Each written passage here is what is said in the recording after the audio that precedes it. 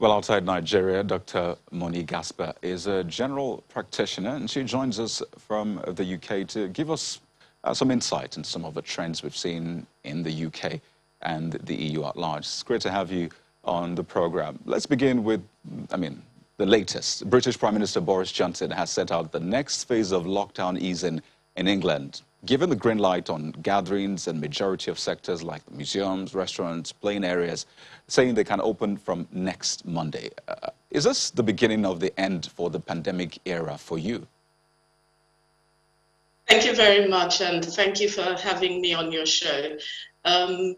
We're excited, we're absolutely delighted that this is happening, and we're all looking forward to the 17th of May, when we're going into the phase 3 of the lockdown being released.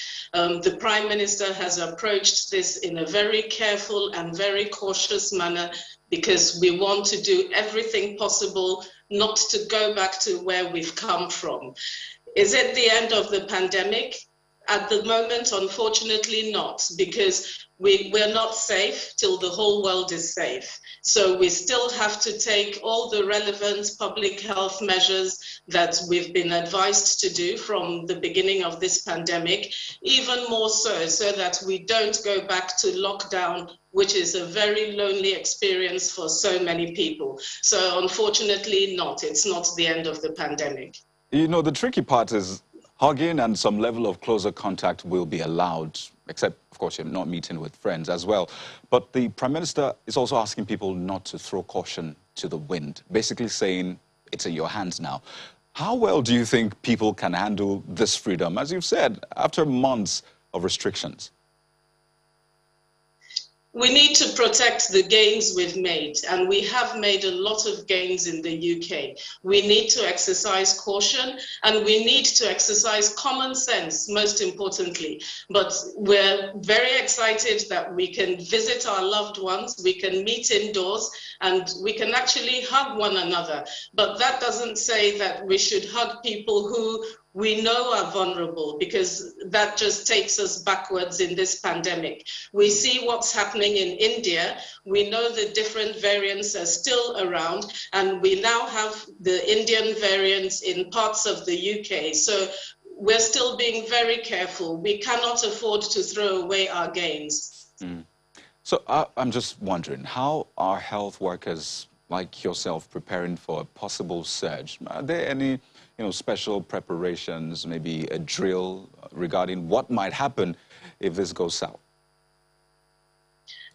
Some of us, my colleagues and I, have worked in COVID facilities from the onset of the pandemic, and systems are in place. We have all the frameworks in place. So there's really not very much to prepare for anymore. We're still following the guidelines that we know. We're looking at the science for guidance, and that's what we're following strictly. So I think we're in a good place. In fact, I think we're probably well ahead of the game. And the Prime Minister, having a very cautious approach to it, is hopefully to try to minimize the possibility of going back and having subsequent surges. Obviously, we can't predict it because the whole world hasn't been fully vaccinated yet. But as far as the UK is concerned, in terms of manpower and resources, I think we're on track for that.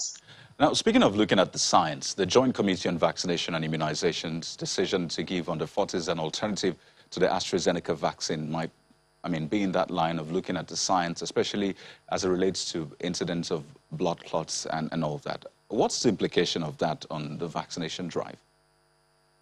Absolutely none. Absolutely none. We have enough vaccines in the country to vaccinate all the people that need to be vaccinated.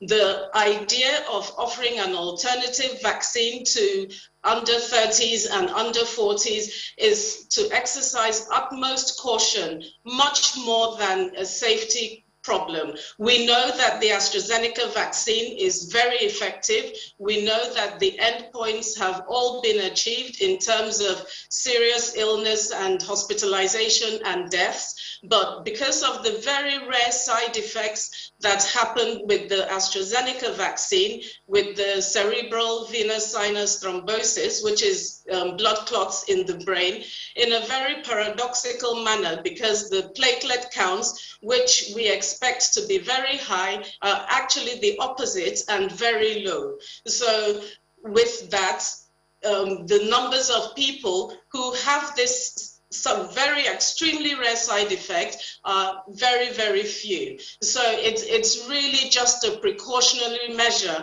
And anybody who's already had the first dose of the AstraZeneca is being advised to go ahead and have the second dose. And if they haven't got any of the at-risk factors for this rare condition, then we are still happy to give them the second dose. The best vaccine is the vaccine in the arm, not the vaccine that you're hoping to get in a few weeks or a few months' time. Well, Dr. Moni Gaspar, thank you so much for taking time out of your schedule to speak with us on this topic. My pleasure. Thank you very much.